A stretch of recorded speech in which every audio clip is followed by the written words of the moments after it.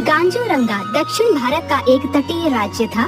वहाँ के अधिकतर लोगों का मुख्य व्यवसाय मछली पकड़ना और उसे बेचना था।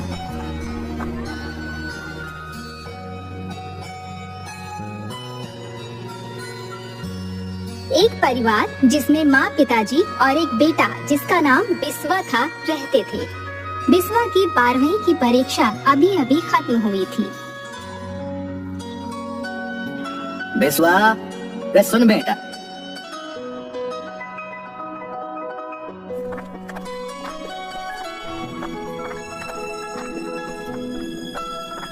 अब तेरी परीक्षा का परिणाम आने में वक्त लगेगा। तब तक तू कहीं कोई काम देख ले ताकि घर का कुछ खर्चा निकल आए। पिताजी, अभी भला मुझे क्या काम मिलेगा? कल सत्या के साथ मछली पकड़ने चला जाऊंगा। अरे इतना पढ़ लिख कर मछली ही पकड़ेगा क्या है? फायदा क्या तेरे इतने पढ़ने का? तो पिताजी मैं क्या करूं फिर? अरे बुद्धू, कल तेरे चाचा ज्योतिर्मय आ रहे हैं, वही बताएंगे कि अब तू क्या करेगा। अगले दिन शहर से बिस्वा के चाचा जी आ गए।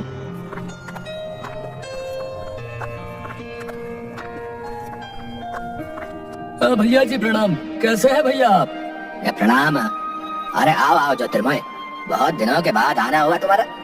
क्या करें भैया, काम काज की वजह से टाइम नहीं मिल पाता। और बिस्वा, कैसी चल रही है तुम्हारी पढ़ाई? चाचा जी, अब बस परिणाम आना बाकी है। परीक्षा तो अच्छी गई है, अब बस कुछ काम की तलाश में हूँ। तुम मेरे साथ गाइड का काम क्यों नहीं कर लेते हैं? कल ही मुंबई से कुछ दोस्त आ रहे हैं, उन्हें पूरा गांजूरंगा घुमाना है, इसीलिए तो आया हूँ मैं।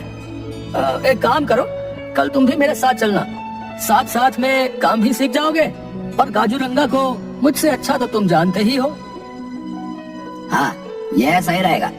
कल से तू अपने चाचा के साथ काम सीख। ठीक है पिताजी, जैसा आप कहें। अगले दिन ज्योतिर्मौर्य और बिस्वा काम के लिए निकल ही रहे थे, तभी ज्योतिर्मौर्य को फोन आता है।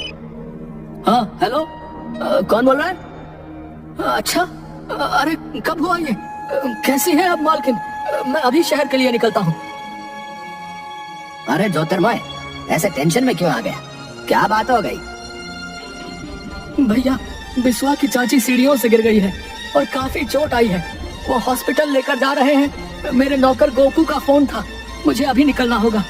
बिस्वा, मैं तुम्हें अपने गेस्ट का नंबर देता हूँ, उनसे मिलकर तुम उन्हें सभी ऐतिहासिक जगहों पर घुमा देना। अच्छा? लेकिन चाचा जी, मैं तो अभी। अरे घबराओ नहीं, सब लोग हमारी तुम्हारी तरह के होते हैं, अच्छे से बात करते हैं, और तुम तो यहाँ के लोकल हो, अच्छे से संभाल लोगे। मैं निकलता हूँ। उसके बाद ज्योतिर्मौर्य शहर के लिए निकल जाता है।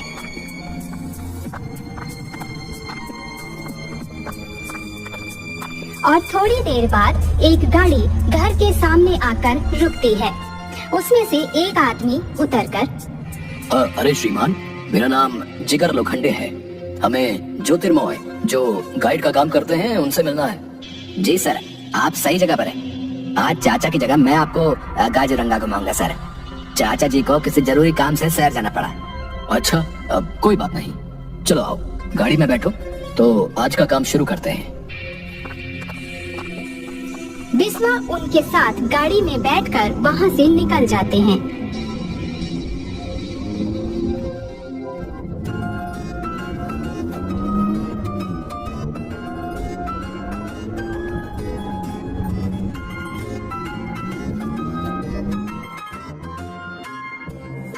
देखो बिस्वा, ये हमारे दो दोस्त हैं, यश पाटिल और करण शिंदे।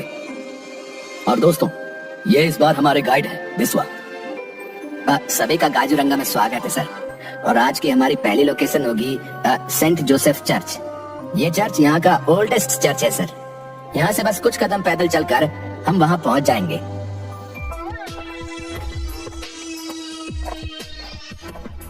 सभी लोग पैदल चर्च तक पहुँचते हैं और चर्च को अच्छे से देखकर वहाँ फोटोग्राफी करते हैं।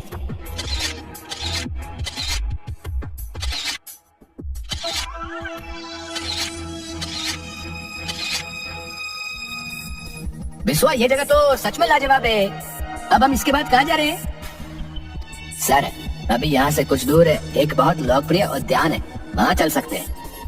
अरे हम पार्क घूमने थोड़े आए हैं, कुछ और दिखाओ जिसमें रोंगटे खड़े हो जाए, यादगार हो हमेशा के लिए।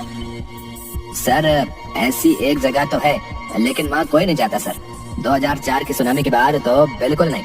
समुद्र तट से बिल्कुल सटी हुई करिकट्टू कोपम सुरंग, लेकिन वहाँ ना जाए तो ही अच्छा रहेगा सर। ये की ना तुमने मजेदार बात भाई, है? ऐसा कुछ ही तो मैं ढूंढ रहा था। चलो यार वहीं चलते हैं यार, चलो। भाई मेरा नाम जिगर लोखंडे जरूर है, लेकिन जिगर नाम मात्र ही है मुझ में। मैं तो ऐसी खतरनाक जगह नहीं जाने वाला। अरे भाई कहीं और चल देते हैं ना। इसीलिए तो तुम लोगों के साथ नहीं आना चाह रहा था मैं। मुझे पता था तुम दोनों फट्टू हो। हाँ ये फट्टू किसको बोला रे तू? हैं? फट्टू किसको बोला? तुम दोनों को और किसको बोलूंगा? एक सुरंग में जाने से हालत पतली हो गई। क्या खाक वर्ल्ड ट्रैवल करोगे तुम लोग? अच्छा भाई अच्छा, ठीक है ठीक है, चलो भाई चलो, ले चलो हमें सुरंग में। सब लोग साथ रहेंगे तो कुछ नहीं होगा, ठीक है?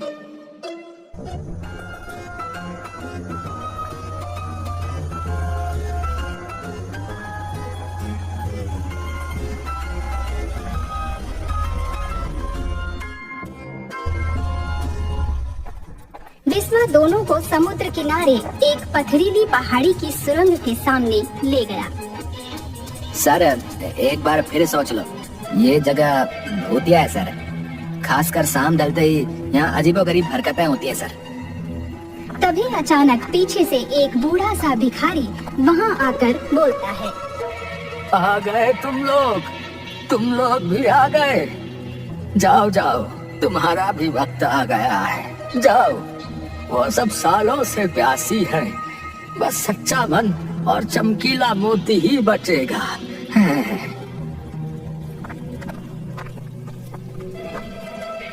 कौन था ये और ऐसी अजीब बातें क्यों कर रहा था भाई? मैंने भी इसे पहली बार देखा है सर, लेकिन ऐसे 2-4 पागल और हैं जो ऐसे ही मन में जो आए बड़बड़ाते रहते। चलो यार अब समय बर्बाद मत करो।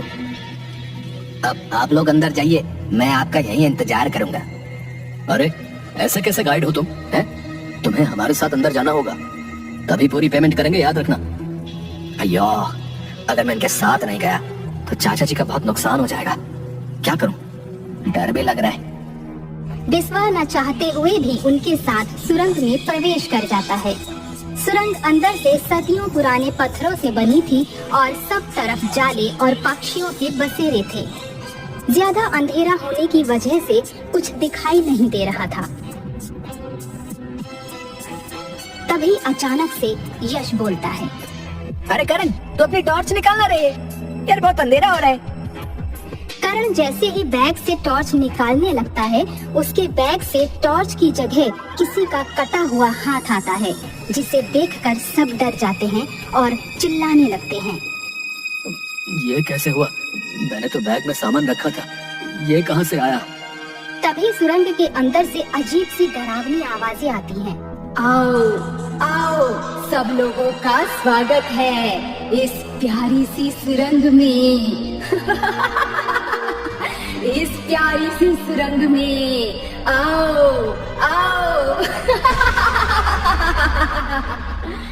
आज सबका अंत यही होगा। सब लोग डर के मारे कांपने लगते हैं। ये जमाइला, हम लोग अब इस सुरंग में फंस गए, सभी बाहर की तरफ भाग रहे।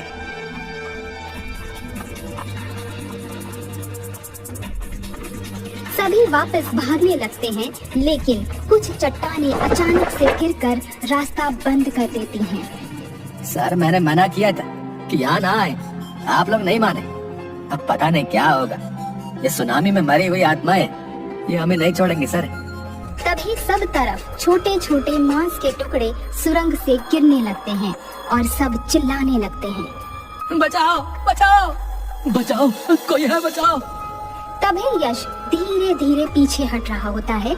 अचानक से उसको एक अधकटी सी चुड़ैल खींचकर अंधेरे में ले जाती है। जिगर, बचाओ! मुझे लगता है अब हमें से कोई नहीं बच पाएगा, हमारा एक दोस्त तो चला गया। यश की मौत का जिम्मेदार मैं ही हूँ, अब क्या करें? सर अभी हमें बाहर निकलने का रास्ता खोजना होगा। इस तरफ आओ सभी। चलते चलते थोड़ी देर बाद अचानक गुफा के ऊपर से एक लाश आगे गिरती है, जिसकी आधी गर्दन खून से लथपथ थी। उसे देखकर सब घबरा जाते हैं और चिल्लाने लगते हैं। नहीं, मेरा प्यारा दोस्त यश। सर जल्दी चलो, पता नहीं और क्या हो जाएगा।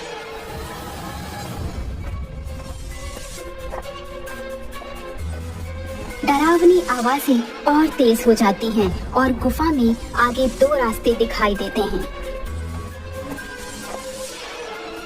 अब हमें कहाँ जाना चाहिए? मुझे तो कुछ समझ नहीं आ रहा, क्या करें? तभी थोड़ा आगे जाकर जिगर देखता है कि गुफा के रास्ते में थोड़ी सी रोशनी आ रही है।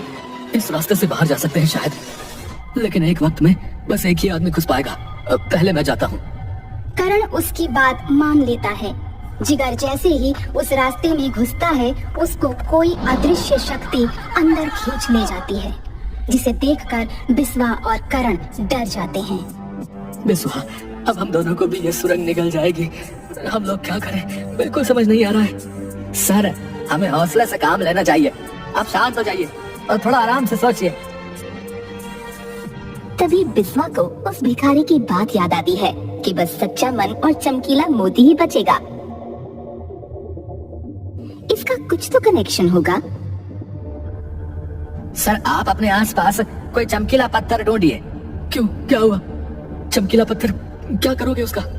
सर, वो मैं बाद में बताएगा, आप पहले ढूंढिए। दोनों गुफा में इधर उधर पत्थर ढूंढने लगते हैं।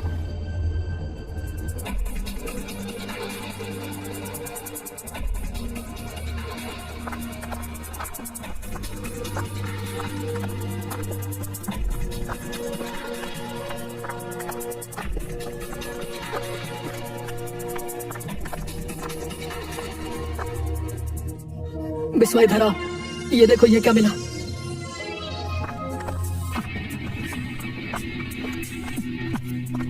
करण के हाथों में एक चमकीला सा पत्थर होता है। हे भगवान, तेरा लाख लाख शुक्र है। लेकिन अब इस पत्थर से बाहर कैसे जाएंगे? क्या सोच रहे हो? अब हमें करना क्या है इस पत्थर का? सर, उस भिखारी ने कहा था कि बस सच्चा मन और चमकीला मोती ही बचेगा। चमकीला पत्थर तो मिल गया, लेकिन सच्चा मन नहीं समझा। करण सुरंग की पहेली समझ गया और उसने चमकीला पत्थर बिस्वा के हाथ में रखते हुए कहा, अलविदा दोस्त। तभी एक बहुत तेज रोशनी के साथ दोनों करण और बिस्वा गुफा के बाहर गिरते हैं। उनके हाथ में वो चमत्कारी पत्थर भी था। ये पत्थर मेरे हाथ में आते ही हम लोग सुरंग से बाहर कैसे आ गए? क्योंकि आज तुम्हारी वजह से मेरी जान बच पाई दोस्त। तुम्हारा मन सच्चा और साफ है, इसलिए पत्थर तुम्हारे हाथ में आते ही हम लोग सुरंग से बाहर आ पाए। अगर पत्थर तुम उठाते तो मैं भी अपने दोस्तों की तरह मारा जाता। उसके बाद दोनों भगवान का शुक्रिया करते हैं और वापस चले जाते हैं। दोस्तों, धैर्य, हौसला और बुद्धिमत्ता से हम लोग बड़ी से बड़ी मुश्किलों से भी निजात पा सकते हैं।